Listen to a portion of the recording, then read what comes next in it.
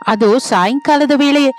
ಪಶ್ಚಿಮ ದಿಕ್ಕಿನಲ್ಲಿ ಆಕಾಶ ಕೇಸರಿ ಕೆಂಪು ಬಣ್ಣಗಳು ಬೆರೆತಿರುವುದರಿಂದ ಎಷ್ಟೋ ಅಂದವಾಗಿ ಕಾಣಿಸುತ್ತಾ ಇತ್ತು. ಪಕ್ಷಿಗಳೆಲ್ಲ ಕಲಕಲರವದಿಂದ ತಮ್ಮ ಗೂಡುಗಳಿಗೆ ಸೇರಿಕೊಳ್ಳುತ್ತಾ ಇರುತ್ತದೆ. ಆ ಊರಿನ ಕೊನೆಯಲ್ಲಿರುವ ಹಳೆ ಮಾರ್ಕೆಟ್ನಲ್ಲಿ ರದ್ದಿ ನಿಧಾನವಾಗಿ ಏರುತ್ತಾ ಇರುತ್ತದೆ. ಆ ಊರಿನಲ್ಲಿ ಎಷ್ಟೋ ದೊಡ್ಡ ಹೆಸರಿರುವ ಮನುಷ್ಯ ಪ್ರಸಾದ್, ಅವನ ಹೆಂಡತಿ ಶಾರದಾ, ಇವರು ತಮ್ಮ 3 ಸೊಸೆಯರು ಅನಾಮಿಕಾ, ಅವನಿ, ಅಂಜಲಿಯರ ಜೊತೆ ಸೇರಿ ಮನೆಗೆ ಬೇಕಾದ ಸಾಮಾನುಗಳು ಕೊಂಡ್ಕೊಳ್ಳೋದಕ್ಕೆ ಮಾರ್ಕೆಟ್ಗೆ ಬಂದಿರ್ತಾರೆ. ಅಲ್ಲಿ ಒಬ್ಬ ಮುದುಕ ಕೂತ್ಕೊಂಡಿರ್ತಾನೆ. ಅವನ ಮುಖದಲ್ಲಿ ಏನೋ ತಿಳಿಯದ ಪ್ರಶಾಂತತೆ, ಕಣ್ಣಿನಲ್ಲಿ ಒಂದು ವಿಧವಾದ ದೈವಿಕವಾದ ತೇಜಸ್ಸು ಕಾಣಿಸ್ತಾ ಇರುತ್ತೆ. ಅವನ ಮುಂದೆ ಕೆಲವು ವಿಚಿತ್ರವಾದ ವಸ್ತುಗಳಿರುತ್ತದೆ. ಅವನ್ನ ನೋಡ್ತಾ ಇದ್ರೆ ಈ ಕಾಲದ ಹಾಗಿರಲಿಲ್ಲ. ಯಾವಾಗಲೂ 100 ವರ್ಷಗಳ ಹಿಂದಿನ ಪುರಾತನ ರಾಜಭವನದಲ್ಲಿರಬೇಕಾದ ವಸ್ತುಗಳ ಹಾಗಿರುತ್ತದೆ. ಬನ್ನಿ ತಾಯಿ, ಬನ್ನಿ. ಅಯ್ಯ, ಸ್ವಲ್ಪ ಈ ಕಡೆ ಹೆಜ್ಜೆ ಹಾಕಿ. ಅದೃಷ್ಟ ದೇವತೆ ಸಾಕ್ಷಾತ್ತು ನಿಮ್ಮ ಮನೆ ಬಾಗಿಲು ತಟ್ತಾ ಇದ್ದಾಳೆ. ಇದು ಕೇವಲ ಮಣ್ಣಿನಿಂದ ಗೊಬ್ಬರದಿಂದ ಮಾಡಿದ ಸಾಧಾರಣ ವಸ್ತುಗಳಲ್ಲ. ಇದು ನಿಮ್ಮ ಹಣೆ ಬರಹವನ್ನು, ನಿಮ್ಮ ಜೀವನವನ್ನು ಬದಲಾಯಿಸುವ ಅದ್ಭುತಗಳು. ಇಲ್ಲಿ ನೋಡಿ, ಈ ಮಾಯಾ ಮಡಿಕೆ, ಈ ವಿಚಿತ್ರವಾದ ಫ್ರಿಡ್ಜು, ಈ ಭಾರೀ ಡ್ರಮ್ಮು, ಇವುಗಳಲ್ಲಿ ನಿಮಗೆ ಏನು ಬೇಕೆಂದರೂ, ಎಷ್ಟು ಬೇಕೆಂದರೂ ತೆಗೆದುಕೊಳ್ಳಿ. ಆದರೆ ಅಮ್ಮಂದಿರೇ, ನೆನಪಿನಲ್ಲಿಟ್ಕೊಳ್ಳಿ, ಇದು ನಿಮ್ಮಲ್ಲಿರುವ ಪ್ರಾಮಾಣಿಕತೆಗೆ ಪ್ರತಿರೂಪಗಳಾಗಿ ಕೆಲಸ ಮಾಡುತ್ತವೆ. ಯಾರಾದರೂ ತಮ್ಮ ಅತ್ತೆಯವರಿಗೆ ಯಾವಾಗಲೂ ಎಂತಹ ಪರಿಸ್ಥಿತಿಯಲ್ಲಿಯೂ ಸುಳ್ಳುಗಳನ್ನು ಹೇಳರು. ಅವರಿಗೆ ಇದು ಲಕ್ಷ್ಮೀ ಕಟಾಕ್ಷವನ್ನು, ಅಷ್ಟ ಐಶ್ವರ್ಯಗಳನ್ನು ಕೊಡುತ್ತದೆ. ಒಂದು ಸುಳ್ಳು, ನಿಮ್ಮ ಬಾಯಿಂದ ಬರುವ ಒಂದು ಚಿಕ್ಕ ಸುಳ್ಳು, ನಿಮ್ಮ ಅದೃಷ್ಟವನ್ನು ಭಯಂಕರವಾದ ಶಾಪವಾಗಿ ಬದಲಾಯಿಸುತ್ತದೆ. ಆಲೋಚಿಸಿಕೊಂಡು ಮುಂದಕ್ಕೆ ಹೆಜ್ಜೆ ಇಡೀರಿ. ಈ ಮಾತುಗಳು ಕೇಳುತ್ತಲೇ ಸೊಸೆಯರ 3 ಕಣ್ಣು ಆಸಕ್ತಿಯಿಂದ ಮಿಂಚುತ್ತದೆ. ಅವರು ಆ ವಸ್ತುಗಳ ಹತ್ತಿರಕ್ಕೆ ಹೋಗಿ ಅದನ್ನು ಬಹಳ ಸೂಕ್ಷ್ಮವಾಗಿ ಗಮನಿಸುತ್ತಾರೆ. ಅತ್ತೆ, ಆ ಮಡಿಕೆಯನ್ನು ನೋಡಿ, ಅದು ಮಣ್ಣಿನಿಂದ ಮಾಡಿದರೂ ಅದರ ಮೇಲೆ ಸೂರ್ಯರಶ್ಮಿ ಬೀಳುತ್ತಲೇ ಅಚ್ಚ ಬಂಗಾರದ ಬಣ್ಣದಲ್ಲಿ ಹೇಗೆ ಕಳಕಳ ಅಂತ ಇದೆ. ಎಷ್ಟು ಅದ್ಭುತವಾಗಿದೆ ಅಲ್ವಾ? ಮೇಲಾಗಿ ಮೊನ್ನೆನೆ ನಾವು ಅಡಿಗೆ ಮೇಲಿರುವ ಹಳೆ ನೀರಿನ ಮಡಿಕೆ ಒಡೆದು ಹೋಗಿದೆ. ಇದನ್ನು ತಗೊಳ್ಳೋಣ ಅತ್ತೆ, ಇದು ನನಗಂತೂ ತುಂಬಾ ಚೆನ್ನಾಗಿ ಹಿಡಿಸಿದೆ. ನಿನಗೆ ಆ ಮಡಕೆ ಹಿಡಿಸಿದರೆ ನನಗಂತೂ ಆ ವಿಚಿತ್ರವಾಗಿರೋ ಫ್ರಿಡ್ಜ್ ಹಿಡಿಸಿದೆ ಅತ್ತೆ. ಇದು ನಿಜಕ್ಕೂ ಈ ಕಾಲದ ಹಾಗಿರಲಿಲ್ಲ. ಅದರ ಬಾಗಿಲ ಮೇಲಿರುವ ಬಳ್ಳಿಗಳು, ಹೂಗಳ ಕಲಾಕೃತಿಯನ್ನ ನೋಡ್ತಾ ಇದ್ರೆ ನಮ್ಮ ಅಡುಗೆ ಮನೆಗೆ ಎಷ್ಟೋ ಅಂದ ಬರುತ್ತದೆ. ಇದರಿಂದ ತರಕಾರಿಗಳು, ಹಣ್ಣು ಕೂಡ ಬಹಳ ಕಾಲದ ಹೊತ್ತು ನಿಜಕ್ಕೂ ಬಾಡಿ ಹೋಗದೆ ತಾಜವಾಗಿರುತ್ತೆ ಎನ್ನುವ ನಂಬಿಕೆ. ನಾನು ಇದನ್ನ ತಗೋತೀನಿ. ಮತ್ತೆ ನನಗಂತೂ ಆ ದೊಡ್ಡ ಡ್ರಮ್ ಬೇಕು ಅತ್ತೆ. ನಾವು ಬೆಳೆದ ಅಕ್ಕಿ ಧಾನ್ಯ ತುಂಬಿಟ್ಕೊಳ್ಳೋದಿಕ್ಕೆ ಇದು ಬಹಳ ಗಟ್ಟಿಯಾಗಿ ವಿಶಾಲವಾಗಿರೋ ಹಾಗಿದೆ. ಮಳೆ ಬಂದ್ರು, ಬಿಸಿಲು ಬಂದ್ರು, ಎಷ್ಟು ವರ್ಷಕ್ಕಾದ್ರೂ ಹಾಳಾಗೋದಿಲ್ಲ, ಕೆಟ್ಟೋಗೋದಿಲ್ಲ. ಇದನ್ನ ತಗೊಂಡ್ರೆ ನಮಗೆ ಎಷ್ಟೋ ಉಪಯೋಗಕ್ಕೆ ಬರುತ್ತೆ. ಆಗ ಸೊಸೆಯರ ಮಾತನ್ನು ಕೇಳಿದ ಶಾರದಾ ಒಂದು ಕಿರುನಗೆ ನಕ್ಕು ಆ ಮುದುಕನ ಕಡೆಗೆ ತಿರುಗುತ್ತಾಳೆ. ಅಯ್ಯ, ನೀವು ಹೇಳ್ತಾ ಇರೋ ಮಾತುಗಳು ಕೇಳ್ತಾ ಇದ್ರೆ ಆಶ್ಚರ್ಯವಾಗಿದೆ. ಈ ವಸ್ತುಗಳ ರೂಪ, ಅವುಗಳ ಆಕೃತಿ ನೋಡ್ತಾ ಇದ್ರೆ ತುಂಬಾ ಬೆಲೆ ಬಾಳುವ ಹಾಗಿದೆ. ಇದರ ದರ ಎಷ್ಟಿರಬಹುದು? ನಮ್ಮ ಶಕ್ತಿಗೆ ಮೀರಿ ಸಾವಿರಗಳಲ್ಲಿದ್ರೆ ನಾವು ಕೊಂಡುಕೊಳ್ಳಲಾರೆವು. ನಮ್ಮದು ಮಧ್ಯತರಗತಿ ಕುಟುಂಬ. ಅಮ್ಮ, ದುಡ್ಡು ಮುಖ್ಯವಲ್ಲ ತಾಯಿ, ಮನುಷ್ಯರ ಮನಸ್ಸಿನಲ್ಲಿರುವ ನಿಜಾಯಿತಿನೇ ಮುಖ್ಯ. ಇವುಗಳಿಗೆ ದರ ಏನೂ ಇಲ್ಲ, 1 ರೂಪಾಯಿ ಕೂಡ ಕೊಡಬೇಡಿ. ಇದನ್ನ ನೀವು ಉಚಿತವಾಗಿಯೇ ನಿಮ್ಮ ಮನೆಗೆ ತಕೊಂಡು ಹೋಗಿ. ಆದರೆ ನನ್ನ ಮಾತನ್ನು ಮರೆತು ಹೋಗ್ಬೇಡಿ. ಒಂದೇ ಒಂದು ಷರತ್ತು, ನಿಮ್ಮ ಅತ್ತೆಯವರು ಕೇಳಿದ ಪ್ರತಿ ವಿಷಯಕ್ಕೂ ನೀವು 3 ಸೊಸೆಯರು ಯಾವತ್ತಿಗೂ ನಿಜವೇ ಹೇಳಬೇಕು. ನಿಮ್ಮ ಮನಸ್ಸಿನಲ್ಲಿ ಏನಿದ್ದರೂ, ಎಷ್ಟು ಕಷ್ಟವಿದ್ದರೂ ಆಕೆಗೆ ಅದನ್ನು ಮುಚ್ಚಿಡದೆ ಹೇಳಬೇಕು. ನಿಮ್ಮ ಪ್ರಾಮಾಣಿಕತೆಯನ್ನೇ ನಂಬಿ ಈ ವಸ್ತುಗಳು ಮಹಿಮೆಯನ್ನು ನೀಡುತ್ತದೆ. ಇದು ನನ್ನ ಮಾತಲ್ಲ, ಈ ವಸ್ತುಗಳ ಸ್ವಭಾವ, ಅವುಗಳ ಗುಣ. ಶಾರದಾ, ಸೊಸೆಯರು 3 ಬಹಳ ಆಸೆಯಿಂದ ಸಂತೋಷದಿಂದ ಕೇಳ್ತಾ ಇದ್ದಾರೆ. ಮೇಲಾಗಿ ಆ ಮುದುಕ ದುಡ್ಡು ಕೂಡ ಬೇಡ, ಪ್ರಾಮಾಣಿಕತೆಯಾಗಿರಿ ಸಾಕು ಅಂತ ಇದ್ದಾನಲ್ಲ. ನಮ್ಮ ಮನೆಯಲ್ಲಿ ಮಕ್ಕಳು ಯಾವಾಗಲೂ ನಿಜಾಯಿತಿಯಾಗಿ ಇರ್ತಾರೆ. ಏನೋ ಒಂದು ವಿಚಿತ್ರ ಅಂದ್ಕೊಂಡು ನಮ್ಮ ಮನೆಗೆ ತಗೊಂಡು ಹೋಗೋಣ ಬನ್ನಿ. ಹಾಗೆ ಎಲ್ಲರೂ ಅಂದುಕೊಳ್ಳುತ್ತಾರೆ. ಅವರು ಆ ವಸ್ತುಗಳನ್ನು ತೆಗೆದುಕೊಂಡು ಎಷ್ಟೋ ಸಂತೋಷದಿಂದ ಮನೆಗೆ ಸೇರಿಕೊಳ್ಳುತ್ತಾರೆ. ಮೂವರು ಸೊಸೆಯರು ತಮಗೆ ಇಷ್ಟ ಬಂದ ವಸ್ತುಗಳನ್ನು ಬಹಳ ಭದ್ರವಾಗಿ ಶುಭ್ರ ಮಾಡಿಕೊಂಡು ತಮ್ಮ ತಮ್ಮ ರೂಮಿನಲ್ಲಿ ಜೋಡಿಸಿಟ್ಟುಕೊಳ್ಳುತ್ತಾರೆ. ಮಾರನೇ ದಿನ ಬೆಳಿಗ್ಗೆ ಸೂರ್ಯ ಕಿರಣಗಳು ಕಿಟಕಿಯಿಂದ ಮನೆಯೊಳಗೆ ಬೀಳುತ್ತದೆ. ಆ ಬೆಳಿಗ್ಗೆ ಅವರಿಗೆ ಒಂದು ಹೊಸ ಅಧ್ಯಾಯವನ್ನು ತೆರೆಯುತ್ತದೆ. ಮನೆಯಲ್ಲಿ ಆಶ್ಚರ್ಯಕರವಾದ ಬದಲಾವಣೆ ಶುರುವಾಗುತ್ತದೆ. ಅತ್ತೆ, ಮಾವಯ್ಯ, ರಮೇಶ್, ಬೇಗ ಬನ್ನಿ. ನಾನು ನನ್ನ ಕಣ್ಣನ್ನೇ ನಂಬಲಾರ್ದೆ ಹೋಗ್ತಾ ಇದ್ದೀನಿ. ಬೆಳಿಗ್ಗೆ ಎದ್ದು ನಾನು ಈ ಮಡಕೆಯಲ್ಲಿ ಕುಡಿಯಲಿಕ್ಕೆ 2 ಚೊಂಬು ನೀರು ಹಾಕಿದ್ದೆ. ಆ ನೀರಿನ ಬಿಂದು ಮಡಕೆಯ ಅಡಿ ಭಾಗವನ್ನು ಸೇರುತ್ತಲೇ ಒಂದೊಂದು ಹನಿಯೋ ಟಣ್ ಅಂತ ಶಬ್ದ ಮಾಡುತ್ತಾ ಕೆಳಗೆ ಬೀಳುತ್ತಾ ಹಳದಿ ಬಣ್ಣದಲ್ಲಿ ಬಂಗಾರದ ನಾಣ್ಯಗಳಾಗಿ ಬದಲಾಗ್ತಾ ಇದೆ. ಇಲ್ಲಿ ನೋಡಿ, ಮಡಕೆ ತುಂಬಿ ಹೋಗಿ ನಾಣ್ಯಗಳು ಕೆಳಗೆ ಬೀಳ್ತಾ ಇದೆ. ಹೆಜ್ಜೆ ತೆಗೆದು ಹೆಜ್ಜೆ ಇಡಲಾರದಷ್ಟು ಬಂಗಾರದ ನಾಣ್ಯಗಳಿದೆ ಇಲ್ಲಿ ಎಂದು ಎನ್ನುತ್ತಲೇ ಎಲ್ಲರೂ ಓಡಿಕೊಂಡು ಅನಾಮಿಕಳ ರೂಮಿನೊಳಗೆ ಹೋಗುತ್ತಾರೆ. ನಿಜವಾಗಿಯೂ ಅಲ್ಲಿ ಮಡಕೆಯಿಂದ ಉಕ್ಕಿ ಹರಿಯುತ್ತಿರುವ ಬಂಗಾರವನ್ನು ನೋಡಿ ಅವರೆಲ್ಲರ ಕಣ್ಣು ದೊಡ್ಡದಾಗುತ್ತದೆ. ದೇವರೇ, ಸಾಕ್ಷಾತ್ತು ಶ್ರೀ ಮಹಾಲಕ್ಷ್ಮಿ ನಮ್ಮ ಮನೆಯೊಳಗೆ ಕಾಲಿಟ್ಟಿದ್ದಾಳೆ. ಬೆಳಿಗ್ಗೆ ನೀರು ಹಾಕಿದ್ರೆ ಬಂಗಾರವಾಗಿ ಬದಲಾಗುತ್ತದೆ. ಆದ್ರೆ ಅನಾಮಿಕಾ, ಇದೆಲ್ಲ ಕಾಗೆ ಬಂಗಾರ ಅಲ್ವಲ್ಲ, ಸ್ವಚ್ಛವಾದ ಬಂಗಾರದ ನಾಣ್ಯಗಳೇ ಅಲ್ವಾ? ನಮ್ಮ ಕಷ್ಟಗಳೆಲ್ಲ ತೀರಿ ಹೋಗಿದೆ. ಅಮ್ಮ, ಒಂದು ರಾತ್ರಿಯಲ್ಲಿ ನಮ್ಮ ದಾರಿದ್ರ್ಯ ಎಲ್ಲ ಸುಟ್ಟು ಬೂದಿಯಾಗಿದೆ. ಈ ಮಡಕೆ ನಮ್ಮನ್ನ ಕೋಟೀಶ್ವರನಾಗಿ ಮಾಡಿದೆ. ಇನ್ನು ಮೇಲಿಂದ ಇನ್ನು ನಮಗೆ ಲೋಪ ಅನ್ನೋದೇ ಇಲ್ಲ. ಇಷ್ಟರಲ್ಲಿ ಎರಡನೇ ಸೊಸೆ ಅವನಿ ಕೂಗಿಕೊಂಡು ಓಡಿಕೊಂಡು ಹಾಲೊಳಗೆ ಬರ್ತಾಳೆ. ಅತ್ತೆ, ನೀವು ನಮ್ಮ ಮನೆಯಲ್ಲಿರುವ ಫ್ರಿಡ್ಜ್ ಸಂಗತಿ ನೋಡಿ. ನಾನು ನಾಳೆ ಅಡಿಗೆ ಮಾಡೋಣ ಅಂತ ನಿನ್ನೆ ರಾತ್ರಿ ಅದರಲ್ಲಿ ಇಟ್ಟ ಟೊಮೊಟೊಗಳು ಸೊಪ್ಪುಗಳನ್ನ ತೆಗಿಲಿಕ್ಕೆ ಹೋದ್ನಾ, ಫ್ರಿಡ್ಜ್ ಡೋರ್ ತೆಗೆಯುತ್ತಲೇ ಆ ತರಕಾರಿಗಳೆಲ್ಲ ಸ್ವಚ್ಛವಾದ ಬೆಳ್ಳಿ ಕಡ್ಡಿಗಳ ಹಾಗೆ ಬದಲಾಗಿದೆ. ಅದು ಮಿಂಚ್ತಾ ಇದೆ ಕೂಡ. ಆ ಬೆಳ್ಳಿಯ ಬೆಳಕಿಗೆ ನನ್ನ ಕಣ್ಣು ಮಿಂಚಿ ಹೋಗ್ತಾ ಇದೆ. ಇದು ನಿಜವಾಗಿ ಮಾಯಾ ಫ್ರಿಡ್ಜ್ ಅತ್ತೆಯೇ? ನಿಜಾನೇ ಅಮ್ಮ, ನಾನು ಕೂಡ ಕಣ್ಣಾರೆ ನೋಡಿದೆ. ಆ ಮುದುಕನ ರೂಪನಲ್ಲಿ ಬಂದಿದ್ದು ಸಾಕ್ಷಾತ್ತು ಭಗವಂತನೇ. ಅವನು ಹೇಳಿದ ಅದೃಷ್ಟ ನಮ್ಮ ಮನೆಯನ್ನು ಒರೆಸಿದೆ. ನಮಗೆ ಬಂದ ಈ ಸಂಪತ್ತು ನೋಡ್ತಾ ಇದ್ರೆ ಈ ಊರಿನಲ್ಲಿಯೇ ಅಲ್ಲ, ಪ್ರಪಂಚದಲ್ಲಿಯೇ ನಾವು ಧನವಂತರು ಅನ್ನಿಸ್ತಾ ಇದೆ. ಈ ವಸ್ತುಗಳು ನಮ್ಮ ಕುಟುಂಬವನ್ನು ಎಷ್ಟೋ ಎತ್ತಿಗೆ ಕರ್ಕೊಂಡು ಹೋಗುತ್ತೆ. ಆಗಲೇ ಚಿಕ್ಕ ಸೊಸೆ ಅಂಜಲಿ ತನ್ನ ರೂಮಿನೊಳಗಿಂದ ನಡುಗುತ್ತಿರುವ ಕೈಗಳಿಂದ ಹೊರಗೆ ಬರುತ್ತಾಳೆ. ಮತ್ತೆ ನನ್ನ ಡ್ರಮ್ ಒಳಗಿಂದ ವಜ್ರಗಳು, ನವರತ್ನಗಳು, ವೈಡೂರ್ಯಗಳು ಸುರಿತಾ ಇದೆ ಅತ್ತೆಯೇ. ಬೆಳಿಗ್ಗೆ ಅಡಿಗೆ ಮಾಡೋಣ ಅಂತ ಅಕ್ಕಿ ತೆಗೆಯೋಣ ಅಂತ ಒಳಗಡೆ ಕೈ ಹಾಕಿದ್ರೆ ನನ್ನ ಕೈ ತುಂಬಾ ತಣ್ಣನೆಯ ಕಲ್ಲು ಸಿಕ್ಕಿತು. ಹೊರಗೆ ತೆಗೆದು ನೋಡಿದರೆ ಇಲ್ಲಿ ನೋಡಿ, ಈ ವಜ್ರಗಳು ಬರ್ತಾ ಇದೆ. ನನಗೆ ಒಂದು ಕಡೆ ಆನಂದವಾಗಿದೆ, ಮತ್ತೊಂದು ಕಡೆ ಭಯವಾಗ್ತಾ ಇದೆ. ಯಾರಾದ್ರೂ ನೋಡ್ತಾರೇನೋ, ನಮ್ಮ ಮೇಲೆ ಕಣ್ಣು ಬೀಳುತ್ತೇನೋ ಅಂತ. ಆದರೆ ನಮ್ಮ ಅದೃಷ್ಟ ಹೀಗೆ ಆಗಿದ್ದಕ್ಕೆ ಮಾತುಗಳಲ್ಲಿ ಹೇಳಲಾರದ ಆನಂದವಾಗಿದೆ ಅತ್ತೆ. ಶಾರದಾ, ಮಕ್ಕಳೇ, ನೀವೆಲ್ಲರೂ ಪ್ರಶಾಂತವಾಗಿರಿ. ಇದೆಲ್ಲ ಮುದುಕ ಕೊಟ್ಟ ಭಿಕ್ಷೆ, ದೇವರ ದಯೆ. ಆದರೆ ಒಂದು ವಿಷಯ ಯಾವತ್ತಿಗೂ ನೆನಪಿನಲ್ಲಿ ಇಟ್ಟುಕೊಳ್ಳಿ. ಮನುಷ್ಯನಿಗೆ ಸಂಪತ್ತು ಹೆಚ್ಚಾದ ಹಾಗೆ ಗರ್ವ, ಅಹಂಕಾರ ಬಚ್ಚಿಟ್ಟುಕೊಳ್ಳಬೇಕು ಎನ್ನುವ ದುರಾಸೆ, ಸುಳ್ಳು ಕೂಡ ಅದಾಗಿಯದೇ ಬೆಳೆಯುತ್ತದೆ. ನಾವು ಯಾವಾಗಲೂ ನೇರವಾಗಿ ನಡಿಬೇಕು. ನಮ್ಮ ಗುಣವನ್ನು, ಪ್ರಾಮಾಣಿಕತೆಯನ್ನು ಯಾವ ಸ್ಥಿತಿಯಲ್ಲೂ ಬಿಡಬಾರದು. ಈ ಮಹಿಮೆಯ ಹಿಂದೆ ಇರುವ ಷರತ್ತುಗಳನ್ನ ಯಾರು ಯಾವಾಗಲೂ ಮರೆತು ಹೋಗಬೇಡಿ. ಶಾರದಳ ಜೊತೆ ಯಾವಾಗಲೂ ನಿಜವೇ ಹೇಳಬೇಕು. ಹಾಗಿರುವಾಗ ಮತ್ತೊಂದು 10 ದಿನಗಳು ಕಳೆಯುತ್ತದೆ. ಮನೆಯೊಳಗೆ ಸಂಪತ್ತು ಗುಂಪು ಗುಂಪಾಗಿ ಸೇರಿಕೊಳ್ಳುತ್ತಾ ಇರುತ್ತದೆ. ಸೊಸೆಯರಲ್ಲಿ ತಿಳಿಯದ ಹಾಗೆ ಕೆಲವು ಸ್ವಾರ್ಥ, ಒಬ್ಬರನ್ನು ಮಿಂಚಿ ಒಬ್ಬರು ಧನವಂತರು ಆಗಬೇಕು ಎನ್ನುವ ಪೈಪೋಟಿ ಶುರುವಾಗುತ್ತದೆ. ಈ ಬಂಗಾರವೆಲ್ಲ ಅತ್ತೆಗೆ ಹೇಳಿದರೆ ಆಕೆ ಎಲ್ಲರಿಗೂ ಕೊಡುತ್ತಾಳೆ, ಹಂಚಿ ಬಿಡುತ್ತಾಳೆ. ಆದರೆ ನನ್ನ ಹತ್ರವೇ ಇದ್ರೆ ಚೆನ್ನಾಗಿರುತ್ತೆ ಅನ್ನುವ ದುರಾಸೆ ಅನಾಮಿಕಳಲ್ಲಿ ಬರುತ್ತದೆ. ಅಂಜಲಿ, ಅವನಿ ಕೂಡ ಅದೇ ದಾರಿಯಲ್ಲಿ ಆಲೋಚಿಸಲಿಕ್ಕೆ ಶುರು ಮಾಡುತ್ತಾರೆ. ಶಾರದಂಗೆ ಅವರ ಮನಸ್ಸಿನಲ್ಲಿರುವ ಬದಲಾವಣೆ ಅರ್ಥವಾಗುತ್ತದೆ. ಅದಕ್ಕೆ ಅವರನ್ನು ಪರೀಕ್ಷಿಸಬೇಕು ಎಂದು ನಿಶ್ಚಯಿಸಿಕೊಳ್ಳುತ್ತಾಳೆ. ಒಂದು ದಿನ ಸಾಯಂಕಾಲ ಎಲ್ಲರೂ ಹಾಲ್ನಲ್ಲಿರುವಾಗ ಶಾರದಾ ಅವರೆಲ್ಲರನ್ನು ಕರೆಸುತ್ತಾಳೆ. ಸೊಸೆ ಅಂದ್ರೆ, ಒಂದ್ಸಲ ಎಲ್ರು ಇಲ್ಲಿ ನನ್ನ ಹತ್ರ ಬನ್ನಿ, ನಿಮ್ ಜೊತೆ ಒಂದು ಮುಖ್ಯವಾದ ವಿಷಯ ಮಾತಾಡ್ಬೇಕು. ಅನಾಮಿಕಾ, ಈ ದಿನ ನಿನ್ನ ಮಡಿಕೆಯಲ್ಲಿ ಎಷ್ಟು ನಾಣ್ಯಗಳು ಬಂತು? ನಿನ್ನೆ ಮೊನ್ನೆ ನಿಜಕ್ಕೂ ನೀನು ತರಲೇ ಇಲ್ಲ.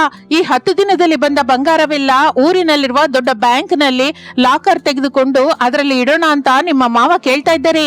ಎಲ್ಲ ಹೇಳಿದರೆ ಅತ್ತೆ ಬೀಗ ಹಾಕಿ ಲಾಕರ್ ಅಲ್ಲಿ ಇಟ್ಟು ಬಿಡ್ತಾಳೆ. ಆಗ ಆ ದುಡ್ಡು ನನ್ ಕೈಗೆ ಬರೋದಿಲ್ಲ. ನನ್ನ ರೇಷ್ಮೆ ಸೀರೆಗೆ, ಒಡವೆಗಳಿಗೆ ಕೂಡ ದುಡ್ಡು ಕೊಡಲ್ಲ. ಹೇಗಾದ್ರೂ ಸುಳ್ಳು ಹೇಳಿ ತಪ್ಪಿಸ್ಕೋಬೇಕು. ಅತ್ತೆ, ಈ ದಿನ ಏನ್ ಹೇಳು ಅಂತಿರೋ? ನನ್ನ ಕರ್ಮ ಸುಟ್ಟೋಯ್ತು. ನಿಜಕ್ಕೂ 2 ದಿನದಿಂದ ಆ ಮಡಿಕೆಯಲ್ಲಿಂದ ಒಂದು ನಾಣ್ಯ ಕೂಡ ಬಂದಿಲ್ಲ. ಅದರಲ್ಲಿ ಎಷ್ಟು ನೀರು ಹಾಕಿದರೂ ನೀರಾಗಿ ಇರುತ್ತೆ ಅತ್ತೆ. ಅದು ನಿಜವಾಗಿ ಹಳೆಯ ಮಣ್ಣಿನ ಮಡಕೆ ಹಾಗೆ ಬದಲಾದ ಹಾಗಿದೆ. ನಿಜಕ್ಕೂ ಆ ಮುದುಕ ಹೇಳಿದ ಮಹಿಮೆ ತೀರಿ ಹೋಗಿರಬಹುದು. ಈ ದಿನ ಏನು ಬಂದಿಲ್ಲ ಅತ್ತೆ ನಮಗೆ. ಹೌದಾ? ಹಾಗೆ ನಡೀತಾ? ಸರಿ ಬಿಡಮ್ಮ ತಾಯಿ, ಹೋಗ್ಲಿ ಬಿಡು. ನಮ್ಮ ಹಣೆ ಬರಹ ಅಷ್ಟೇ ಏನೋ. ಅವನಿ, ಮತ್ತೆ ನಿನ್ನ ಫ್ರಿಡ್ಜ್ ಸಂಗತಿ ಏನಮ್ಮ? ಬೆಳ್ಳಿ ಕಡ್ಡಿಗಳು ಏನಾದ್ರೂ ಹೊಸದಾಗಿ ಬಂತಾ? ನೆನ್ನೆದು ಎಲ್ಲಿಟ್ಟೆ? ಆಗ ಅವನಿ ಅನಾಮಿಕ ಸುಳ್ಳು ಹೇಳುವುದು ಸುಲಭವಾಗಿ ತಪ್ಪಿಸಿಕೊಳ್ಳುವುದು ನೋಡುತ್ತಾಳೆ.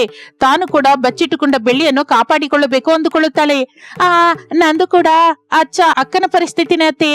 ನೆನ್ನೆ ಜೊತೆಗೆ ಆ ಫ್ರಿಜ್ಜು ಮಾಮೂಲಾಗಿ ಹೋಯ್ತು. ಒಳಗಡೆ ಬೆಳ್ಳಿನೂ ಇಲ್ಲ, ಕನಿಷ್ಠ ತರಕಾರಿ ತಣ್ಣಗೆ ಕೂಡ ಇರೋದಕ್ಕೆ ಮಂಜುಗಡ್ಡೆ ಕೂಡ ಕಟ್ತಾ ಇಲ್ಲ. ಅದರಲ್ಲಿ ಏನೋ ದೊಡ್ಡ ಲೋಪ ಬಂದ ಹಾಗಿದೆ. ಎಲ್ಲ ಹೊರಟೋಯ್ತು. ಹಾಗ ಸರಿ. ಮತ್ತೆ ಅಂಜಲಿ, ನಿನಗಾದ್ರೂ ಡ್ರಮ್ಮಲ್ಲಿ ವಜ್ರಗಳು ಸಿಗ್ತಾ ಇದೆಯಾ? ನಿನಗಾದ್ರೂ ಅದೃಷ್ಟ ಕಲಿತು ಬಂತಾ? ಇಲ್ಲ ನಿಂದು ಅದೇ ಕಥೆನಾ? ಇಲ್ಲ ಅತ್ತೆ, ನಾನು ಕೂಡ ಅಕ್ಕನ ಹಾಗೆ ದುಃಖ ಪಡ್ತಾ ಇದ್ದೀನಿ. ಆ ಡ್ರಮ್ಮು ಖಾಲಿಯಾಗಿದೆ. ಅದರಲ್ಲಿ ಅಕ್ಕಿ ಬಿಟ್ಟು ಏನೂ ಇಲ್ಲ. ಕಲ್ಲುಗಳು ಕೂಡ ಬಂದಿಲ್ಲ. ಆ ಮುದುಕ ಕೊಟ್ಟ ಮಹಿಮೆ ಕೇವಲ 1 ವಾರಕ್ಕೆ ಪರಿಮಿತವೇನೋ. ನಾವು ಅನಗತ್ಯವಾಗಿ ಆಸೆ ಪಟ್ಟಿವಿ. ಹಾಗೆ ಅನ್ನುತ್ತಾ ಸೊಸೆರಮ್ಮವರು ಶಾರದಳ ಕಣ್ಣಿನಲ್ಲಿ ನೋಡುತ್ತಾ ಎಷ್ಟೋ ನಂಬಿಕೆಯಿಂದ ಹಸಿ ಸುಳ್ಳನ್ನು ಹೇಳುತ್ತಾರೆ. ಅವರ ಬಾಯಿಂದ ಆ ಸುಳ್ಳು ಮಾತು ಬಂದ ತಕ್ಷಣ ಮನೆಯ ವಾತಾವರಣ ಭಯಂಕರವಾಗಿ ಬದಲಾಗುತ್ತದೆ. ಗಾಳಿ ಸ್ತಂಭಿಸಿ ಹೋಗುತ್ತದೆ. ಹಠಾತ್ತಾಗಿ ರೂಮಿನೊಳಗಿಂದ ಗಟ್ಟಿಯಾಗಿ ವಿಚಿತ್ರ ಶಬ್ದಗಳು ಬರುತ್ತದೆ.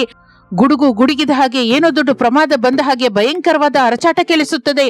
ವಸ್ತುಗಳಿಂದ ಸಂಪತ್ತಿಗೆ ಬದಲು ವಿಕೃತವಾದ ಭಯಂಕರವಾದ ಪ್ರಾಣಿಗಳು ಹೊರಗೆ ಬರಲಿಕ್ಕೆ ಶುರುವಾಗುತ್ತದೆ. ಅಮ್ಮ ಕಾಪಾಡಿ, ಸತ್ತು ಹೋಗ್ತಾ ಇದ್ದೀನಿ. ಆ ಮಡಿಕೆಯಲ್ಲಿ ಒಳ್ಳೆ ನೀರು ಬಂಗಾರಕ್ಕೆ ಬದಲು ಕಪ್ಪನೆಯ ಉದ್ದನೆಯ ಹಾವು ಬರ್ತಾ ಇದೆ. ಅವುಗಳ ಕಣ್ಣು ಕೆಂಪನೆಯ ಬೆಂಕಿ ಸುರಿಸ್ತಾ ಇದೆ. ಅವು ನನ್ನನ್ನ ಕಚ್ಚಲಿಕ್ಕೆ ಬರ್ತಾ ಇದೆ. ರಮೇಶು, ಏನು ಅಂದ್ರೆ ಬೇಗ ಬನ್ರಿ, ಈ ಹಾವುಗಳಿಂದ ನನ್ನನ್ನು ರಕ್ಷಿಸಿ. ಅದು ನನ್ನ ಮೇಲೆ ಬರ್ತಾ ಇದೆ. ಅತ್ತೆ ರಕ್ಷಿಸಿ. ಫ್ರಿಡ್ಜ್ ತೆಗೆದರೆ ಅದರೊಳಗಿಂದ ಸಾವಿರಾರು ಕಪ್ಪನೆಯ ಕೆಂಪನೆಯ ಜೇನ್ನೊಣಗಳು ತುಂಬಿಬಿಟ್ಟಿದೆ. ಅವುಗಳು ನನ್ನ ಕೈ ಮೇಲೆ ಕಾಲ್ ಮೇಲೆ ಕಚ್ತಾ ಇದೆ. ನನ್ನನ್ನು ಕಚ್ತಾ ಇದೆ. ಶರೀರವೆಲ್ಲ ಉರಿ ವಿಷ ಬಂದ ಆಗಿದೆ. ಸಹಿಸಲಾರದೆ ಹೋಗ್ತಾ ಇದ್ದೀನಿ, ರಕ್ಷಿಸಿ.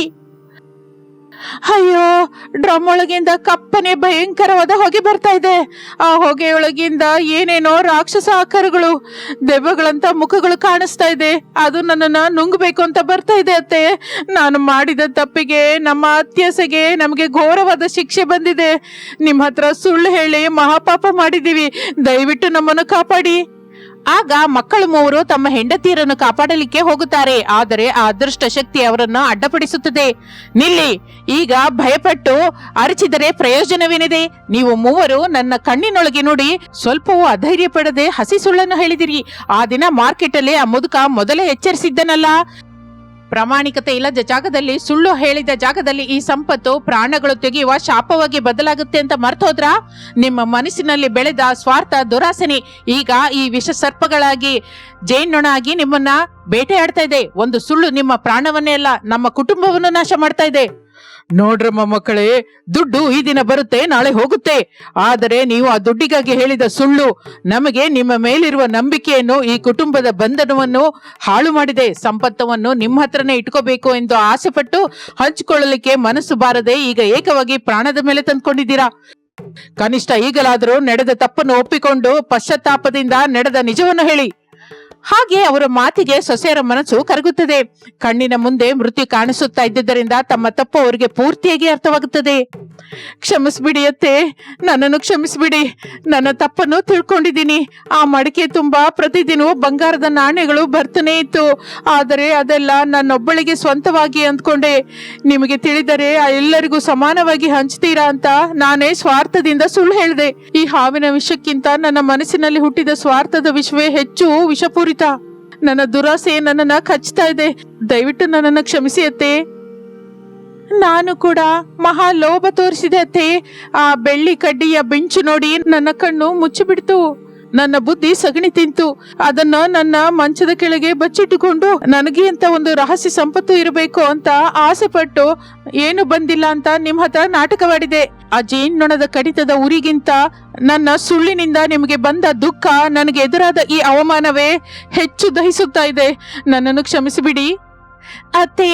ವಜ್ರಗಳ ಮೇಲೆ ಆಸೆಯಿಂದ ನನಗಂತ ಒಂದು ಪ್ರತ್ಯೇಕವಾದ ಮರ್ಯಾದೆ ಇರಬೇಕು ಅಂತ ನಾನು ಹಾಗೆ ಸುಳ್ಳು ಹೇಳಿದೆ. ನಮಗೆ ಈ ಸಂಪತ್ತು, ಈ ವಜ್ರಗಳು ಏನು ಬೇಡ ಅತ್ತೆ. ನಿಮ್ಮ ಪ್ರೇಮ, ನಿಮ್ಮ ಆಶೀರ್ವಾದವಿದ್ದರೆ ಸಾಕು. ಈ ಹಾವುಗಳು, ಜೇನ್ನೊಣಗಳು, ದೆವ್ವಗಳನ್ನ ಮಾಯ ಮಾಡಿ ಅತ್ತೆ. ಇನ್ನು ನನ್ನ ಜೀವನದಲ್ಲಿ ಯಾವತ್ತೂ ಯಾರ ಜೊತೆಯೂ ಸುಳ್ಳು ಹೇಳೋದಿಲ್ಲ. ಇದೇ ನನ್ನ ಪ್ರಮಾಣ. ಹಾಗೆ ಅನ್ನುತ್ತಾ ಸೊಸೆಯರು ಮೂವರು ಹೃದಯ ಪೂರ್ವಕವಾಗಿ ಕಣ್ಣೀರಿನಿಂದ ತಮ್ಮ ತಪ್ಪನ್ನು ತಿಳಿದುಕೊಂಡು ಅತ್ತೆಯ ಪಾದವನ್ನು ಹಿಡಿದುಕೊಂಡು ನಿಜ ಒಪ್ಪಿಕೊಳ್ಳುತ್ತಲೇ ವಾತಾವರಣದಲ್ಲಿ ಮತ್ತೆ ಬದಲಾವಣೆ ಬರುತ್ತದೆ. ಒಂದು ವಿಚಿತ್ರವಾದ ಕಾಂತಿ ಮನೆಯಲ್ಲಿ ಪ್ರಸರಿಸುತ್ತದೆ. ಆ ಹಾವುಗಳು, ಜೇನುನೊಣಗಳು, ಭಯಂಕರವಾದ ಆಕಾರಗಳು ಎಲ್ಲವೂ ಗಾಳಿಯಲ್ಲಿ ಕಪ್ಪನೆ ಹೊಗೆಯಾಗಿ ಬದಲಾಗಿ ಕ್ಷಣದಲ್ಲಿಯೇ ಕರಗಿ ಹೋಗುತ್ತದೆ. ಆ ಮಾಯಾ ವಸ್ತುಗಳು ಮತ್ತೆ ತಮ್ಮ ಹಳೆ ಸ್ಥಿತಿಗೆ ಸೇರಿಕೊಂಡು ಪ್ರಶಾಂತವಾಗಿ ಅಂದವಾಗಿ ಬದಲಾಗುತ್ತದೆ. ಶಾರದಳ ಕಣ್ಣಿನಲ್ಲಿ ನೀರು ಬರುತ್ತದೆ. ಕಣ್ಣೀರು ಒರೆಸ್ಕೊಳ್ಳಿ ತಾಯಿ, ನೋಡಿದೀರಾ, ಸಂಪತ್ತು ಅನ್ನೋದು ನೀರಿನ ಗುಳ್ಳೆ ಹಾಗೆ, ಅದು ಶಾಶ್ವತವಲ್ಲ.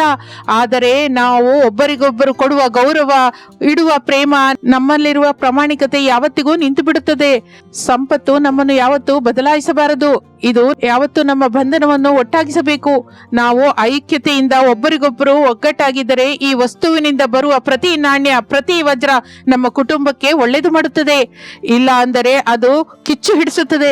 ನಿಜ ಅಮ್ಮ, ಈ ದಿನ ನಮ್ಮ ಮನೆಯಲ್ಲಿ ಒಂದು ದೊಡ್ಡ ಗಂಡಾಂತರ ಚಿಕ್ಕದ್ರಲ್ಲಿ ತಪ್ಪೋಯ್ತು. ಅನಾಮಿಕ, ಅವನಿ, ಅಂಜಲಿ ಒಬ್ಬರಿಗೊಬ್ಬರು ಬಚ್ಚಿಟ್ಟುಕೊಳ್ಳದೆ ಪ್ರಾಮಾಣಿಕತೆಯಿಂದ, ಪಾರದರ್ಶಕತೆಯಿಂದ ಇರೋಣ. ಎಷ್ಟು ಸಂಪತ್ತು ಬಂದರೂ ಅದಕ್ಕಿಂತ ನಮ್ಮ ಮಧ್ಯದಲ್ಲಿರುವ ಪ್ರೇಮ ಅನುರಾಗಗಳೇ ಮುಖ್ಯ. ಹೌದು, ಪ್ರಾಮಾಣಿಕತೆ ಅನ್ನೋದು ನಮಗೊಂದು ಅದೃಶ್ಯ ರಕ್ಷಕವಚವಾಗಿದೆ. ಆ ಮುದುಕಯ್ಯ ಕೊಟ್ಟ ಪರೀಕ್ಷೆಯಲ್ಲಿ, ಈ ಶಿಕ್ಷೆಯಲ್ಲಿ ನಾವು ಈ ದಿನ ಜೀವನಕ್ಕೆ ಸರಿ ಹೋಗುವ ಒಂದು ದೊಡ್ಡ ಪಾಠವನ್ನು ಕಲಿತಿದ್ದೀವಿ. ಹೌದು ಸುರೇಶ್, ಅತ್ತೆ, ಮಾವಯ್ಯ, ಇನ್ನು ಮೇಲಿಂದ ನಾವು ಯಾವ ಚಿಕ್ಕ ಕೆಲಸ ಮಾಡಿದ್ರು, ಎಂತಹ ಆಲೋಚನೆ ಬಂದರೂ ಮೊದಲು ನಿಮಗೆ ಹೇಳದೆ ಮಾಡೋದಿಲ್ಲ. ಈ ವಸ್ತುಗಳಿಂದ ಬರುವ ಸಂಪತ್ತಿಗಿಂತ ಇನ್ನು ಮೇಲಿಂದ ನಮಗೆ 2ರಷ್ಟು ಆಸ್ತಿ ನಿಮ್ಮ ಆಶೀರ್ವಾದಗಳೇ. ಯಾವ ಕೆಲಸ ಮಾಡು ಅಂದ್ರೆ ಹಾಗೆ ನಾವು ನಡಿತೀವಿ. ನಿಮ್ಮ ಪ್ರೇಮವೇ, ಈ ಕುಟುಂಬದ ವಾತಾವರಣವೇ ನಮಗೆ ನಿಜವಾದ ಬಂಗಾರ. ಬಹಳ ಸಂತೋಷ ಮಕ್ಕಳೇ. ಈ ದಿನ ನಮ್ಮ ಕುಟುಂಬಕ್ಕೆ ಎದುರಾದ ಕಷ್ಟವನ್ನು ತಡೆದುಕೊಂಡಿದೆ ಮತ್ತು ಮತ್ತಷ್ಟು ಬಲವಾಗಿ ಒಂದಾಗಿದೆ. ದೇವರು ನಮ್ಮ ಕಣ್ಣು ತೆರೆಸಿದ್ದಾನೆ. ನಿಜವಾದ ಅದೃಷ್ಟ ಆ ಮಣ್ಣಿನ ಮಡಿಕೆಯಲ್ಲಿಯೋ ಆ ಫ್ರಿಜ್ ನಲ್ಲಿಯೋ ಇಲ್ಲಮ್ಮ.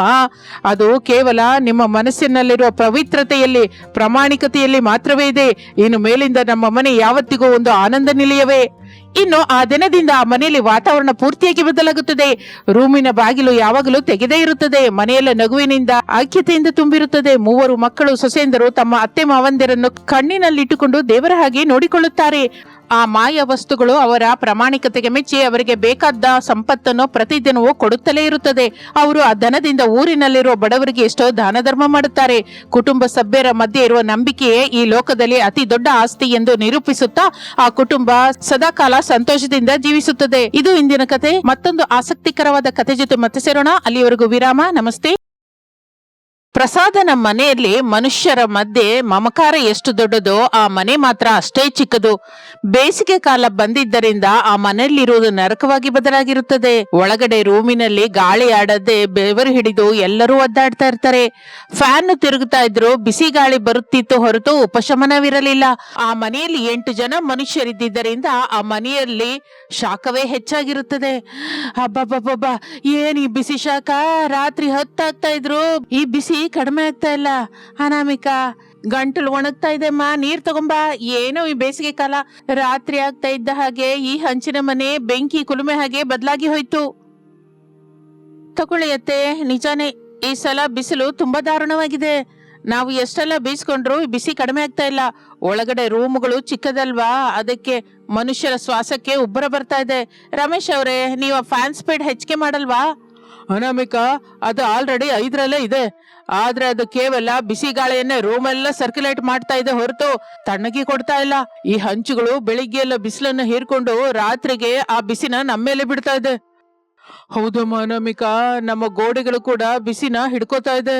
ರಮೇಶು, ನೀನು, ಸುರೇಶು, ಅರುಣು ಮಾಡಿ ಮೇಲೆ ಮಲ್ಕೋಬಹುದಲ್ಲ, ಅಲ್ಲಾದ್ರೂ ಸ್ವಲ್ಪ ಗಾಳಿ ಬರುತ್ತೇನೋ? ಅಪ್ಪ, ಮಾಡಿ ಮೇಲೆ ಇನ್ನೂ ದಾರುಣವಾಗಿದೆ. ಕೆಳಗಡೆ ನೆಲದ ಬಿಸಿ ಎಳಿತಾ ಇರತ್ತೆ, ಆಕಾಶದಿಂದ ಕೂಡ ಬಿಸಿ ಗಾಳಿನೇ ಬರ್ತಾ ಇದೆ. ನಿಜಕ್ಕೂ ಎಲ್ಲಿಗೆ ಹೋದ್ರು ಈ ಬಿಸಿಯಿಂದ ತಪ್ಪಿಸ್ಕೊಳ್ಳಲಾರ್ದೆ ಹೋಗ್ತಾ ಇದೀವಿ. ನಮಗಿಂತ ನಮ್ಮ ಹೆಂಡತಿಯರ ಪರಿಸ್ಥಿತಿ ಇನ್ನೂ ದಾರುಣ. ಅವರು ಅಡುಗೆ ಮನೆಯಲ್ಲಿ ಒಲೆ ಹತ್ರ ಸುಟ್ಟು ಹೋಗಿ ಈಗ ಈ ರೂಮ್ ಅಲ್ಲಿ ನಿಜಕ್ಕೂ ಮಲಗಲಾರ್ದೆ ಹೋಗ್ತಾ ಇದ್ದಾರೆ. ಅವನಿಯಂತೂ ಈ ಬಿಸಿಗೆ ಅಳ್ತಾ ಇದ್ದಾಳೆ. ಅಳತೆ ಏನ್ ಮಾಡ್ಲಿ ಸುರೇಶ್, ಗಾಳಿ ಆಡದೆ ಉಸಿರು ಆಡ್ತಾ ಇಲ್ಲ. ಫ್ಯಾನ್ ಕೆಳಗೆ ಕೂತ್ಕೊಂಡ್ರು ಬೆವರು ಬರ್ತಾನೆ ಇದೆ. ನನ್ನ ಸ್ಕಿನ್ ಎಲ್ಲ ರ್ಯಾಶಸ್ ಬರ್ತಾ ಇದೆ. ನನ್ಗೆ ಇಂತಹ ಜಾಗದಲ್ಲಿ ನಿದ್ದೆ ಬರಲ್ಲ. ನಾವು ಪಟ್ಟಣಕ್ಕೆ ಹೊರಟೋಗೋಣ ಪ್ಲೀಸ್. ಹಾ, ನನಗಂತೂ ಹುಚ್ಚಿಡಿತಾ ಇದೆ ಅರುಣ್. ನಾವು ಕೂಡ ನಾಳೆ ನಮ್ಮ ಮನೆಗೆ ಹೊರಟೋಗೋಣವಾ? ಅಲ್ಲಿ ಕನಿಷ್ಠ AC ಇರುತ್ತೆ. ಇಲ್ಲಿ ಈ ಚಿಕ್ಕ ಮನೆಯಲ್ಲಿ ಇರಲಾರ್ದೆ ಹೋಗ್ತಾ ಇದ್ದೀವಿ, ಬೆಂದು ಹೋಗ್ತಾ ಇದೀವಿ. ಹಳ್ಳಿ ಅಂದ್ರೆ ಚೆನ್ನಾಗಿರುತ್ತೆ ಅನ್ಕೊಂಡೆ ಹೊರತು ಈ ಬಿಸಿಲು ತಡೆಯೋದು ನನ್ನಿಂದಾಗಲ್ಲ. ಅಂಜಲಿ, ಈ ಸಮಸ್ಯೆಗೆ ಪರಿಹಾರ ಓಡ್ ಹೋಗೋದಲ್ಲ, ಇಲ್ಲಿರುವ ಮಮಕಾರ, ಈ ಆತ್ಮೀಯತೆ ಎಲ್ಲೂ ಇರಲ್ಲ. ಆದರೆ ಈ ಬಿಸಿಯನ್ನ ಸಹಜವಾಗಿ ಹೇಗೆ ತಡೆಯಬಹುದು ಎಂದು ಮಾತ್ರ ನಾವು ಆಲೋಚಿಸಬೇಕು. ರಮೇಶ್ ಅವರೇ, ಏನು ಅಂದ್ರೆ ನಮ್ಮ ಸಮಸ್ಯೆಗೆ ಪರಿಹಾರ ನಮ್ಮ ಕಣ್ಣ ಮುಂದೆನೇ ಇದೆ. ನಾವು ಈ ರಾತ್ರಿಗೆ ಹೊರಗಿರುವ ಆ ದೊಡ್ಡ ಆಲದ ಮರದ ಕೆಳಗೆ ಮಲಗಿದ್ರೆ ಹೇಗಿರುತ್ತೆ? ಆ ಮರ ನಮ್ಮ ಮನೆಗೆ ರಕ್ಷಣೆ ಕವಚವಾಗಿರೋದಲ್ವಾ? ಹೌದು ತಾಯಿ, ಅಲ್ಲಂತೂ ಸ್ವಲ್ಪ ತಣ್ಣನೆ ಗಾಳಿ ಬರುತ್ತೆ. ಈ ಬಿಸಿಯನ್ನು ನಾವು ಬೈಕೊಂಡಿರೋದಕ್ಕೂ ಬದಲು ಆ ಕೆಲಸ ಮಾಡೋದೇ ಉತ್ತಮ. ಅನಾಮಿಕ ಹೇಳಿದ ಸಲಹೆ ಎಲ್ಲರಿಗೂ ಹಿಡಿಸುತ್ತದೆ. ಮನೆ ಮುಂದಿರುವ ಪುರಾತನವಾದ ಆಲದ ಮರ ಬಹಳ ದೊಡ್ಡದು, ಹಾಗೆ ಅದರ ಕೆಳಗೆ ಹಗಲು ಕೂಡ ತಣ್ಣಗಿರುತ್ತದೆ. ಆ ರಾತ್ರಿ ಎಲ್ಲರೂ ಮಂಚಗಳನ್ನು ಹಿಡ್ಕೊಂಡು ಆಲದ ಮರದ ಕೆಳಗೆ ಹೋಗುತ್ತಾರೆ. ಮೂವರು ಸೊಸೆಯರು ಮಂಚದ ಮೇಲೆ ಮಲಗಿರುತ್ತಾರೆ. ಸುತ್ತಲೂ ಕತ್ತಲಾಗಿರುತ್ತದೆ, ನಕ್ಷತ್ರಗಳು ಮಿಂಚ್ತಾ ಇರುತ್ತೆ. ಆದ್ರೆ ಎಲ್ಲೋ ಒಂದು ಕಡೆ ತಿಳಿಯದ ಭಯ. ಇಲ್ಲಿ ಗಾಳಿ ಚೆನ್ನಾಗಿ ಬರ್ತಾ ಇದೆ, ಆದ್ರೆ ಯಾಕೋ ಭಯವಾಗ್ತಾ ಇದೆ ಅಕ್ಕ. ಈ ಮರದ ಮೇಲಿನಿಂದ ಏನಾದ್ರೂ ಹುಳುಗಳು ಬೀಳುತ್ತೇನೋ ಅಂತ. ಈ ಆಲದ ಮರಕ್ಕೆ ಬೇರುಗಳಿರುತ್ತಲ್ಲ, ಅದೇನಾದ್ರೂ ನಮ್ಮ ಮೇಲೆ ಬೀಳುತ್ತೋ ಅಂತ ಭಯವಾಗ್ತಾ ಇದೆ ಅಕ್ಕ. ಕೆಳಗಡೆ ಹುಲ್ಲಿನಲ್ಲಿ ಹಾವು ತಿರುಗ್ತಾ ಇದೆ ಏನೋ ಅಂತ ಭಯವಾಗ್ತಾ ಇದೆ. ಮೊದಲೇ ಆಲದ ಮರ ಅಂದ್ರೆ ಏನೇನೋ ಕತೆಗಳು ಹೇಳ್ತಾರೆ. ಗಾಳಿ ತಣ್ಣಗಿದ್ದರೂ ಭಯದಿಂದ ನಿದ್ರೆ ಬರೋ ಹಾಗಿಲ್ಲ. ಅನಾಮಿಕಾ ಅಕ್ಕ, ನೀನ್ ಹೇಗೆ ಅಕ್ಕ ಇಷ್ಟು ಧೈರ್ಯವಾಗಿದ್ಯಾ? ಭಯ ಬಿಟ್ಬಿಡೋ ಅಂಜಲಿ, ಪ್ರಕೃತಿ ಯಾವಾಗಲೂ ನಮಗೆ ಹಾನಿ ಮಾಡೋದಿಲ್ಲ.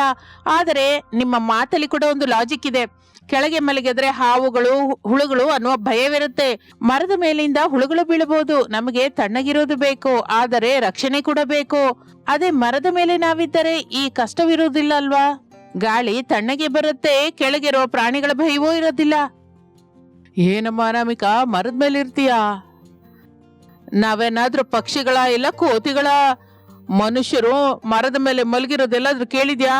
ಅಲ್ಲ ಅತ್ತೆ, ಆದರೆ ಪಕ್ಷಿಗಳಿಂದ ನಾವೊಂದು ಪಾಠ ಕಲ್ತ್ಕೋಬೇಕು.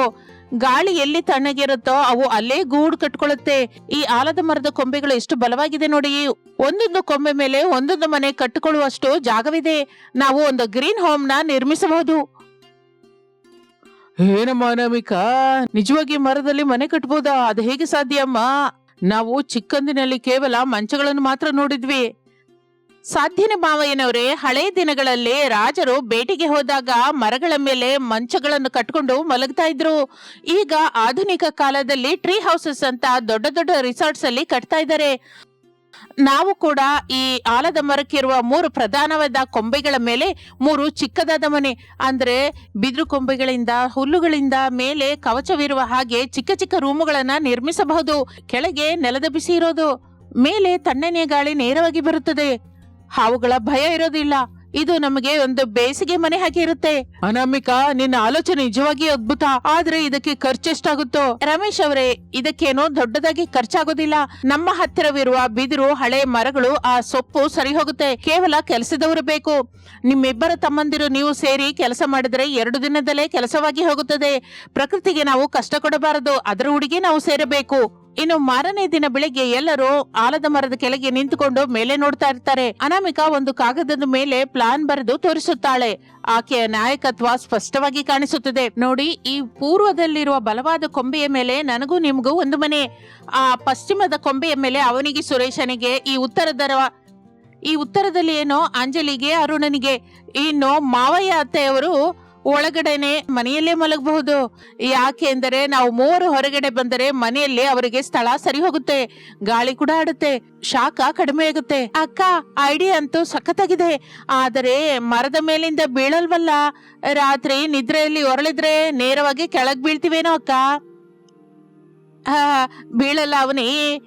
ಬಿದಿರು ಕೊಂಬೆಗಳನ್ನ ಅಡ್ಡವಾಗಿ ಕಟ್ಟೋಣ, ಕೆಳಗೆ ಫ್ಲೋರಿಂಗ್ ಅನ್ನ ಹಲಗೆಗಳಿಂದ ಮಾಡೋಣ, ಸುತ್ತಲೂ 3 ಅಡಿಗಳವರೆಗೂ ಚಿಕ್ಕ ಜಾಲಿಯಂತಹ ಗೋಡೆಗಳನ್ನು ಕಟ್ಟೋಣ. ಗಾಳಿ ಬರುತ್ತೆ ಹೊರತು ನಾವು ಕೆಳಗೆ ಬೀಳದ ಹಾಗೆ ರಕ್ಷಣೆಯಾಗಿರುತ್ತೆ. ಇದು ಒಂದು ಗೂಡಿನಂತದ್ದು. ವಾವ್, ಮರದ ಮೇಲೆ ಮನೆನಾ? ಇದೊಂದು ರಿಸಾರ್ಟ್ ಹಾಗೆ ಇರುತ್ತಕ್ಕ. ನಾನು ಈಗಲೇ ಬಿದಿರು ಬೊಂಬೆಯವರನ್ನ ಕರೆಸ್ತೀನಿ. ನಮ್ಮ ಮನೆ ನಮ್ಮ ಊರಿನಲ್ಲಿಯೇ ಫೇಮಸ್ ಆಗಿ ಹೋಗುತ್ತೆ. ಆದ್ರೆ ಅನಾಮಿಕಾ, ಊರಿನಲ್ಲಿರೋರು ನೋಡಿ ನಗ್ತಾರೆ ಏನೋ. ಪ್ರಸಾದ್ ಅವರ ಸೊಸೆಯಂದ್ರು ಮರದ ಮೇಲೆ ಸಂಸಾರ ಮಾಡ್ತಾ ಇದ್ದಾರೆ ಅಂತ ಅಪಹಾಸ್ಯ ಮಾಡಲ್ವಾ? ಮನೆ ಇಲ್ಲದೆ ಮರದ ಮೇಲೆ ಮಲಗಿದ್ದಾರೆ ಅಂತ ಅಂತಾರೆ ಏನೋ. ಅತ್ತೆ, ಊರಿನಲ್ಲಿರುವ ಮಾತಿಗಾಗಿ ನಾವು ಈ ಶಾಖದಿಂದ ಇರ್ಬೇಕಾ? ಹಾಗಾದರೆ ನಾವು ಅನಾರೋಗ್ಯದ ಪಾಲಾಗ್ತೀವಿ. ನಾವು ಯಾವ ತಪ್ಪನ್ನು ಮಾಡ್ತಾ ಇಲ್ವಲ್ಲ. ನಾವು ನಮ್ಮ ಪರಿಸರಕ್ಕೆ ಹತ್ತಿರವಾಗಿ ಜೀವಿಸ್ತಾ ಇದ್ದೀವಿ. ನಾಳೆ ನಮ್ಮನ್ನ ನೋಡಿ ಊರೆಲ್ಲ ಹೀಗೆ ಮರದ ಮೇಲೆ ಮನೆ ಕಟ್ಕೋತಾರೆ. ನೋಡ್ತಾ ಇರಿ, ಬೇಸಿಗೆಯಲ್ಲಿ ಎಸಿಗಿಂತ ಈ ಮರದ ಗಾಳಿ ಆರೋಗ್ಯಕರ. ಅನಾಮಿಕ ಹೇಳಿದ್ದು ಕೂಡ ನಿಜಾನೇ ಶಾರದಾ. ನನ್ನ ಸೊಸೆಯ ಆಲೋಚನೆಯಲ್ಲಿ ಏನೋ ಮ್ಯಾಜಿಕ್ ಇದೆ. ರಮೇಶು, ಕೆಲಸ ಶುರು ಮಾಡಿ. ಬಿದಿರು, ಹಲಗೆಗಳು, ಮರಗಳು ತರಿಸಿ ನಾನು ಕೂಡ ಸಹಾಯ ಮಾಡ್ತೀನಿ. ಅನಾಮಿಕಳ ನಿರೀಕ್ಷಣೆಯಲ್ಲಿ ಕೆಲಸ ವೇಗವಾಗಿ ಶುರುವಾಗುತ್ತದೆ. ಅನಾಮಿಕಾ ಪ್ರತಿ ಕೊಂಬೆಗೂ ಹತ್ತಿರವಿದ್ದು ಪರಿಶೀಲಿಸುತ್ತಾ ಭಾರ ಎಲ್ಲಿ ಬೀಳುತ್ತದೋ ಎಂದು ಲೆಕ್ಕ ಮಾಡ್ತಾ ಇರ್ತಾಳೆ. ರಮೇಶ್, ಸುರೇಶ್, ಅರುಣ್ ಉತ್ಸಾಹದಿಂದ ಕೆಲಸ ಶುರು ಮಾಡುತ್ತಾರೆ. ಒಂದು ವಾರದಲ್ಲಿ ಆ ಆಲದ ಮರದ ಮೇಲೆ 3 ಅಂದವಾದ ಚಿಕ್ಕ ಚಿಕ್ಕ ಮನೆಗಳು ರೂಪುಗೊಳ್ಳುತ್ತದೆ. ಊರಿನವರೆಲ್ಲ ಬಂದು ವಿಚಿತ್ರವಾಗಿ ನೋಡಲಿಕ್ಕೆ ಶುರು ಮಾಡುತ್ತಾರೆ. ಅನಾಮಿಕಾ ಆ ಮನೆಯನ್ನು ಹೂವಿನಿಂದ, ಚಿಕ್ಕ ಚಿಕ್ಕ ಬಿದಿರಿನ ಗಂಟೆಯಿಂದ ಅಲಂಕರಿಸುತ್ತಾಳೆ. ಅಕ್ಕ, ಇದು ಮನೆಯಲ್ಲ, ಚಿಕ್ಕ ಚಿಕ್ಕ ಸ್ವರ್ಗಧಾಮಗಳು. ಒಳಗಡೆ ಚಾಪೆ ಹಾಕಿ ಚಿಕ್ಕ ಚಿಕ್ಕ ದಿಂಬುಗಳನ್ನಿಟ್ಟಿದ್ದೀನಿ. ಎಷ್ಟು ಅಂದವಾಗಿದೆಯೋ. ಈ ಮರದ ವಾಸನೆ ಸಖತ್ತಾಗಿದೆ. ಹೌದು ಅಕ್ಕ, ನಾನು ಚಿಕ್ಕ ಚಿಕ್ಕ ಬ್ಯಾಟರಿ LED ಲೈಟ್ಸ್ ಕೂಡ ಇಟ್ಬಿಟ್ಟಿದ್ದೀನಿ. ರಾತ್ರಿ ಹೊತ್ತು ಈ ಮರ ಒಂದು ನಕ್ಷತ್ರದ ಹಾಗೆ ಬೆಳಗುತ್ತೆ.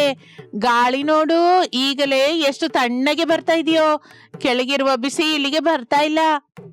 ಅಮ್ಮ ಅನಾಮಿಕ, ನೀನು ನಿಜವಾಗಿ ನಮ್ಮ ಮನೆ ಮಹಾಲಕ್ಷ್ಮಿ ತಾಯಿ. ಆ ಚಿಕ್ಕ ಮನೆಯನ್ನು ಬಿಟ್ಟು ಇಲ್ಲಿ ಹಾಯಾಗಿರುವ ಹಾಗೆ ಮಾಡಿದೀಯಮ್ಮ. ನನ್ನ ಮಕ್ಕಳು ಕೂಡ ಈ ಕೆಲಸದಲ್ಲಿ ಪಾಲ್ಗೊಂಡು ಎಷ್ಟು ಕಲ್ತ್ಕೊಂಡಿದ್ದಾರೋ. ನಿಜಾನೇ ಅಮ್ಮ ಅನಾಮಿಕಾ, ನಿನ್ನ ಮಾತು ಕೇಳಿದಿಕ್ಕೆ ನಮ್ಗೆ ಈಗ ಗರ್ವ ಅನ್ಸ್ತಾ ಇದೆ. ಊರಿನವರೆಲ್ಲ ಬಂದು ನೋಡಿ, ಏನು ಆಲೋಚನೆ ಅಪ್ಪ. ಪ್ರಸಾದ್ ಅವರ ಸೊಸೆಂದ್ರು ನಿಜವಾಗಿ ಬುದ್ಧಿವಂತರು ಅಂತ ಮೆಚ್ಕೋತಾ ಇದ್ದಾರೆ. ನನ್ನ ಭಯವೆಲ್ಲ ಹೊರಟೋಯ್ತು. ಅತ್ತೆ, ಕಷ್ಟಕ್ಕೆ ಮೇಧಸ್ಸು ಜೊತೆಯಾದ್ರೆ ಸುಖ ತನ್ನಿಂದ ತಾನೇ ಬರುತ್ತೆ. ನಾವು ಸಮಸ್ಯೆಯನ್ನು ನೋಡಿ ಅಳಬಾರದು. ಆ ಸಮಸ್ಯೆಯೇ ಒಂದು ಅವಕಾಶವಾಗಿ ಬದಲಾಯಿಸಬೇಕು. ಈ ರಾತ್ರಿ ನಾವೆಲ್ಲರೂ ಈ ಮರದ ಮೇಲೆ ಮನೆಯಲ್ಲೇ ಮಲಗೋಣ. ಬನ್ನಿ, ಒಳಗಡೆ ಸಾಮಾನು ಜೋಡಿಸಿಕೊಳ್ಳೋಣ. ಮೊದಲ ರಾತ್ರಿ ಹಬ್ಬದ ಹಾಗಿರಬೇಕು. ರಾತ್ರಿ ಆಲದ ಮರದ ಕೊಂಬೆಗಳು ತಣ್ಣನೆಯ ಗಾಳಿಯನ್ನ ಬೀಸ್ತಾ ಇರುತ್ತೆ. 3 ಸೊಸೆಯರು ತಮ್ಮ ತಮ್ಮ ಮನೆಯಲ್ಲಿ ಸೆಟಲ್ ಆಗುತ್ತಾರೆ. ಸುತ್ತಲೂ ನಿಶಬ್ದ, ಕೇವಲ ಎಲೆಗಳ ಗಲಗಲ ಶಬ್ದವೇ ಕೇಳಿಸ್ತಾ ಇರುತ್ತದೆ. ಆ ರಾತ್ರಿ 3 ಸೊಸೆಯರಿಗೆ ಮರೆತು ಹೋಗದ ಅನುಭೂತಿಯನ್ನು ಕೊಡುತ್ತದೆ. ಕೆಳಗಡೆ ಪ್ರಸಾದ್, ಶಾರದ ಒಳಗಡೆ ಮನೆಯಲ್ಲಿ ಹಾಯಾಗಿ ಮಲಗಿರುತ್ತಾರೆ. ಮರದ ಮೇಲಿರುವ ಸೊಸೆಯರಿಗೆ ಪ್ರಕೃತಿಯ ಒಡಿಲಲ್ಲಿ ಮಲಗಿದ ಹಾಗೆ ಇರುತ್ತದೆ. ಅನಾಮಿಕಾ ತನ್ನ ಮನೆಯ ಕಿಟಕಿಯ ಜಾಲಿಯಿಂದ ಪಕ್ಕದಲ್ಲಿರುವ ಅವನಿ, ಅಂಜಲಿಯನ್ನು ಮಾತನಾಡಿಸುತ್ತಾಳೆ. ಅವನಿ, ಅಂಜಲಿ, ಇಲ್ಲಿ ನಿದ್ರೆ ಬರ್ತಾ ಇದೆಯಾ? ಹೇಗಿದೆ ಅನುಭವ? ಆಕಾಶ ಎಷ್ಟು ಹತ್ತಿರದಿಂದ ಕಾಣಿಸ್ತಾ ಇದೆ ಅಲ್ವಾ? ಅಕ್ಕ, ಅದ್ಭುತ.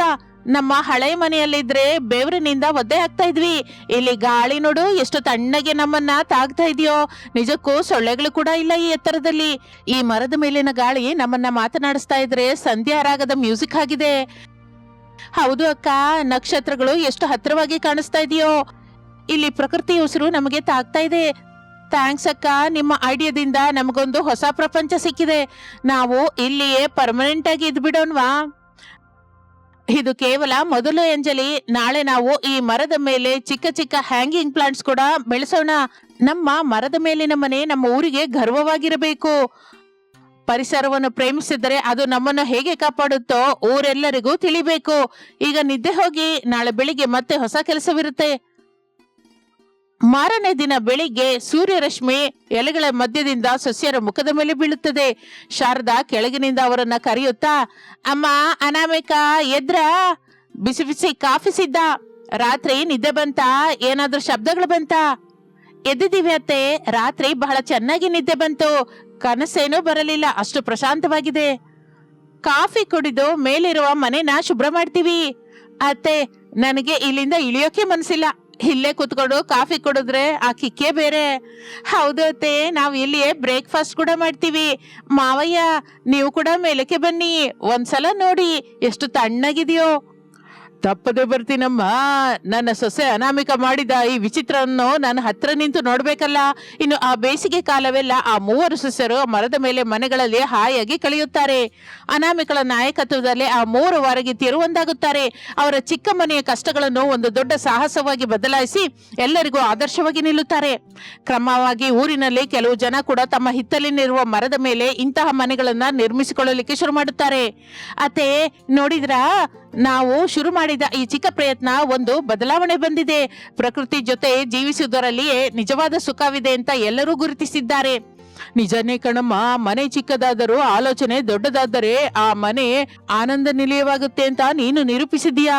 ನನ್ನ ಸೊಸೆ ಮೂವಂದರು ಚೆನ್ನಾಗಿರ್ಬೇಕು. ಪ್ರಸಾದನ ಮನೆಯಲ್ಲಿ ಈಗ ಬಿಸಿ ಶಾಖವಿಲ್ಲ, ಬರೀ ತಣ್ಣನೆಯ ಗಾಳಿ, ಮಮಕಾರದ ಮಾತುಗಳು ಮಾತ್ರ ಇರುತ್ತದೆ. ಅನಾಮಿಕಳ ಬುದ್ಧಿವಂತಿಕೆ, ಆಕೆಯ ವಿವೇಕ ಆ ಕುಟುಂಬವನ್ನು ಶಿಖರಾಗ್ರದಲ್ಲಿ ನಿಲ್ಲಿಸುತ್ತದೆ. ಆ ಆಲದ ಮರ ಒಂದು ಬರೀ ಮರವಲ್ಲ, ಆ ಮನೆಯ ಆನಂದಕ್ಕೆ ಉಸಿರು ಕೊಡುವ ಒಂದು ಗುಡಿಯಾಗಿ ಬದಲಾಗುತ್ತದೆ. ಇದು ಇಂದಿನ ಕತೆ. ಮತ್ತೊಂದು ಆಸಕ್ತಿಕರ ಕತೆ ಜೊತೆ ಮತ್ತೆ ಸೇರೋಣ. ಅಲ್ಲಿವರೆಗೂ ವಿರಾಮ. ನಮಸ್ತೆ.